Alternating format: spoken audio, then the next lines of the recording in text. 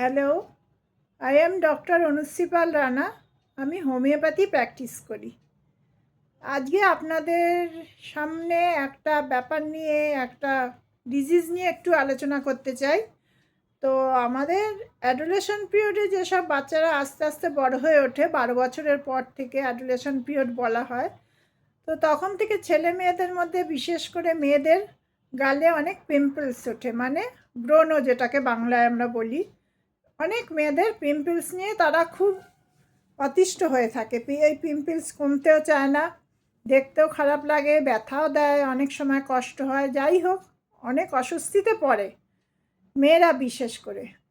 তাই আমি পিম্পলস নিয়ে আজকে একটুখানি আলোচনা করছি।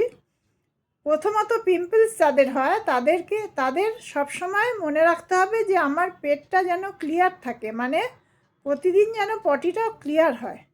তাই জন্য দিনে অ্যাটলিস্ট 3 লিটার্স করে ওয়াটার ড্রিঙ্ক করতে হবে, মানে 3 লিটার জল খেতে হবে।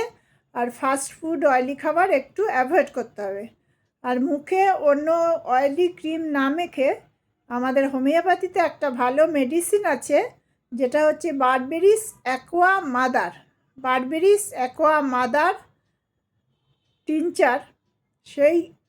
এই ড্রপটা কিনে নিয়ে আপনারা বা তোমরা, যাকেই বলছি আমি, সবাইকেই বলতে চাইছি, সব বন্ধুদেরই বলতে চাইছি, সব পেশেন্টদের বলতে চাইছি যে এই ওষুধটা হাতে নিয়ে এবং তার সাথে গ্লিসারিন নিয়ে সমান কোয়ান্টিটিতে, মানে 2:2 রেশিও, ও বারবেরিস অ্যাকোয়া মেডিসিনটা যদি 2 ফোঁটা দেওয়া হয়, তো গ্লিসারিনও 2 ফোঁটা, দুটো হাতে করে মিশিয়ে দিনে 3-4 বার মুখে লাগাতে হবে। যেখানে পিম্পলস হয়েছে তার বাইরেও লাগালে কোনো ক্ষতি হবে না।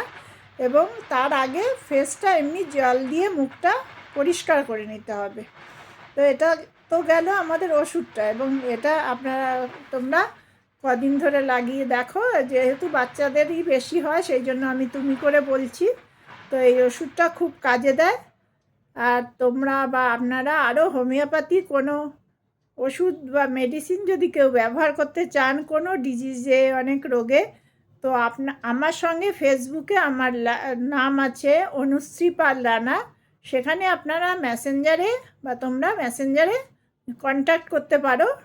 আমি এইভাবে অনলাইনেও ট্রিটমেন্ট করি, বাড়িতে বসে চেম্বারেও ট্রিটমেন্ট করি। নমস্কার, ভালো থাকবেন সব বন্ধুরা। নমস্কার।